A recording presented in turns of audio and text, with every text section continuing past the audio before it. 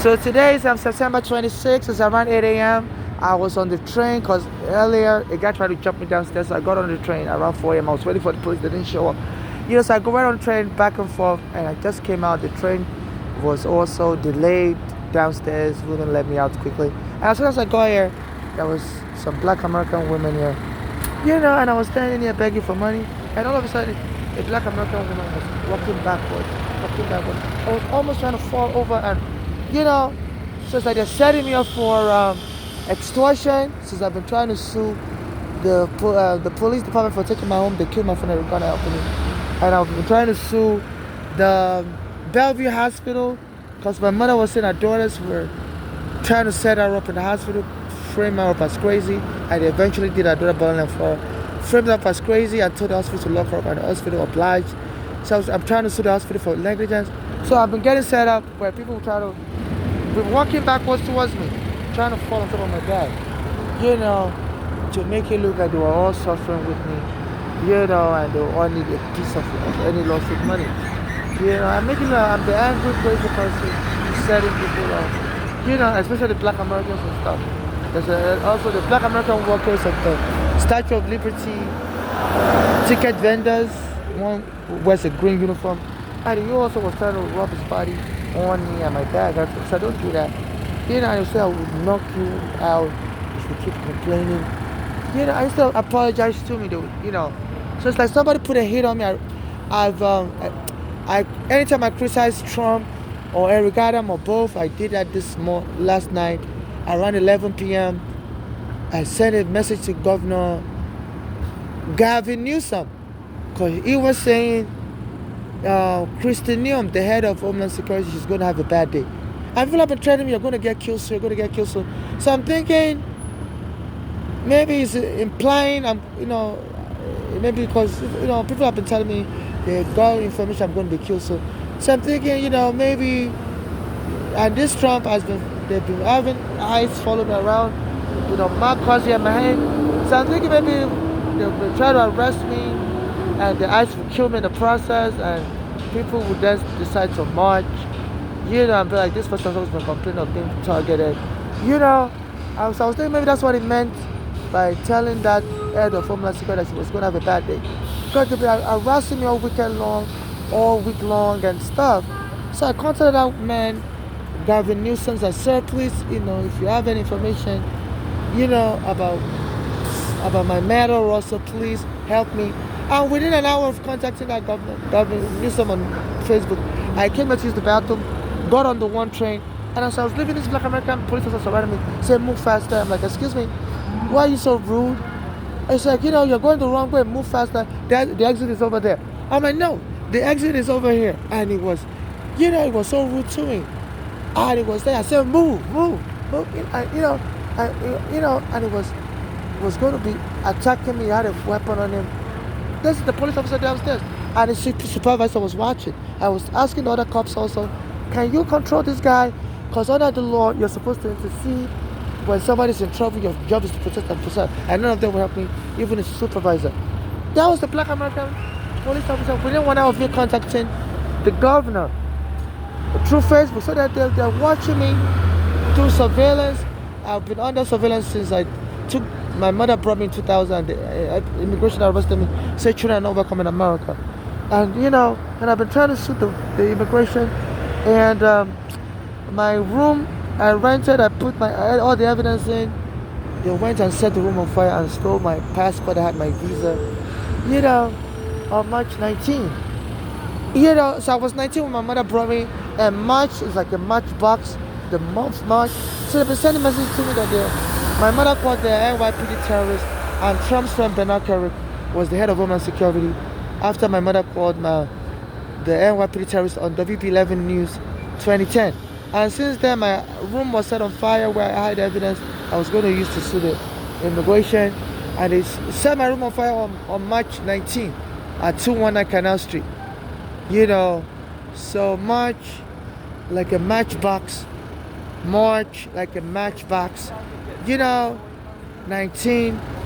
That's because since I sued the NYPD in September 2013, Like I'll be getting, I jumped everywhere. If I try to use the bathroom in the library, the police will try to jump me. In Brooklyn Library, I'll file a report. I document all the report, you know. And now they went and killed my friend after that. I regarded the police, set my, they had the landlord set my room on fire and stole all the evidence. So since then it's been terrorism. So please donate to my Cash App, NYC Homeless. I'm not looking for any type of surrogacy. I'm not looking for any marriage partner. I'm not looking for any romance. So please, if you're trying to just, find ways to nefarious ways to try to scam me, please don't. Whether I'm online or in person, I'm not looking for any form of marriage or romance or child adoption services. So please, if you're giving me money, let it just be unconditional humanitarian help. Sometimes they be bringing kids near me, calling me mama, dada, and I heard in America, and I tell the kids, don't call me mama or dada. I heard in America, anybody can go to court in case you're dead and claim you are trying to adopt the child had a relationship with you, and the court will allow them to continue the adoption process even while you're dead. It's called parentage by estoppel, that the court will look into the interest of the child and will bend over backwards to allow an adoption take place between a non-biological parent and a child.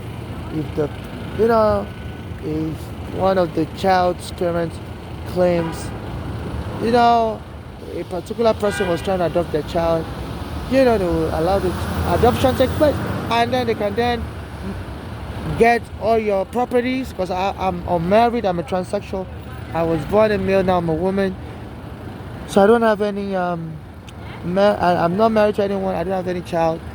So I said that inheritance scam is so rife and so prominent in New York City. So even old people, when they die, people will show up and tell their children, your deceased parents gave us the house while they were alive. They borrowed money and they will try to take the house from the children. So I guess it's what they're just fighting for, equity, and trying to kill me. So any lawsuit money, there are all people that try to jump me. A black American woman, act like she was talking to somebody else. And she was walking backwards towards me, like she wanted to fall on top of me and on top of the back. To make it look like not only are black Americans attacking me, I'm also, positioning my belongings to trip and fall them, to make me look like I died of mental illness. And they're always trying to get the police officer to jump me in the bathroom. And as soon as the black American police officer surrounded me and was menacing me, so what? Move faster. And I'm like, excuse me, why are you menacing with a gun? This is racism, this is xenophobia. And the supervisor wouldn't help. I was already leaving the train station. I had to use the bathroom. I was going to go to use the bathroom regardless. I was saying, move faster. I was like, excuse me, you have a gun and you're menacing me for no reason. I said, you're going the wrong way. Go the other way. I'm like, look, this is the right way I need to exit towards this way. And it was trying to delay me, make me go the wrong exit. So I would defecate to my pants, because anytime I come there like that and they see me headed towards the elevator, I'm going to use the bathroom. So it was trying to make me go through the wrong exit, so I would mess up my pants. And also, every half an hour after 12 midnight, they always shut the bathroom for 15 minutes. So they want to do a security check in the bathroom. So it was trying to make me get there late. It was already getting close to 12:30. So it was terrorizing me on purpose. So I would defecate in my pants. And that's a rape. He was attempting a rape. He was raping me, because a rape is an unwanted intrusion to your anus. So he was aware that I was trying to get to the bathroom early, and he was telling me, walk faster. Even his own words, walk faster. He was just mocking me, trolling me, but so walk faster in the wrong way. So keep walking backwards. Was telling me walk backwards, faster, backwards. No, I'm moving forward, backward never. And it was saying, come on, walk faster backwards. I said, look, this is the direction I'm going. He said, no, walk backwards. So it was trying to make me come out through the back exit. So I would then have to go back then I would have to walk forward. And by the time I get to the bathroom will be locked for 15 minutes, and I will have defecated my pants. So they say R. Kelly was doing this, it would delay his victims from using the bathroom to just like stimulate their anus more. So this guy was just trying to stimulate the anus without my acquiescence, without my consent, and he had a gun on him. So they tried to arrest him for rape. He was just trying to forcefully stimulate my anus, intrude into my anus, you know, make me, and he was threatening me, and he was saying, I will F you up, for you recording. So you should have recorded me. So now that you recorded me, and he was trying to grab me, so that's a rape. And then afterwards, I came out of the bathroom, I came on the train, and another guy threw out his penis and was trying to grab me also. So having black Americans and Spanish jump me inside the train, outside the train, around this area. So, then the black American workers, they work for the Statue of Liberty Trust. One of them wears a green uniform, Nigerian flag is green, and it's an FT looking guy, and he was trying to rub his body and penis on me while I was standing here also. I said, so don't do that. And he was like, I will knock you out, if you keep complaining, and so they're trying to make it look like I have a mental illness and I'm the one bothering them. And the black American female also, she was walking backwards towards me. I was trying to fall on top of my bag and me. She was making it like, to extort me of any money and have the police kill me. And him, they suffered also. He said that's how they can extort you. So this is how. And the mansion prosecutor have been bragged. It's not helping me either. I've been contacting him that it was representing the Regana family, and he said even the Regana death is suspicious. Yeah, it's very suspicious. I have evidence. I got tripped, This sidewalk is uneven. See? I tripped over it. They always bring water out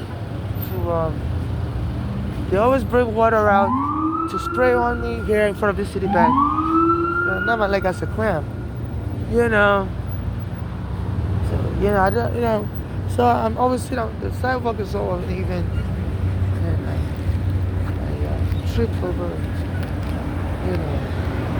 So they're very negligent, really, and they attack me from this Citibank building. They have a guy that always brings water to spray on me during rush hour, and they'll be taunting me anywhere I'm at. So the latest thing is people touching their booty, scratching their booty. It says it's a racist way black Americans mock Africans, call us booty scratcher. I was in the park also, a Chinese guy came and was scratching his booty, came and standing near me. So they be hiring people to be scratching their booty, taunting me in this area and try to spark off violent attacks against them.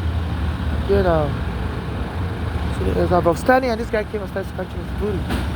So I was standing here and this white guy starts scratching his booty. They say they call Africans booty scratchers, So the Belgian people come and scratch their booties, won't let me use the bathroom.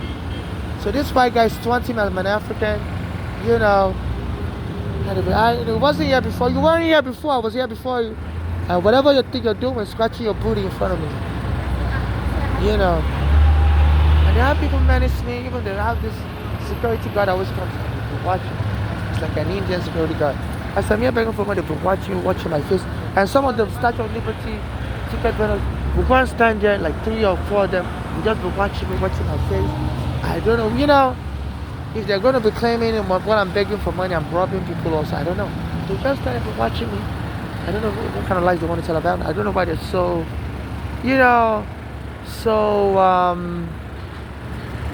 I don't know. So, I wouldn't call it an obsession, but so predetermined, to F me up, So I was just be begging for money, and like 4 of them would be there, and then the bank just watching me. So they menaced me, stalk and harassed me. So this was going on.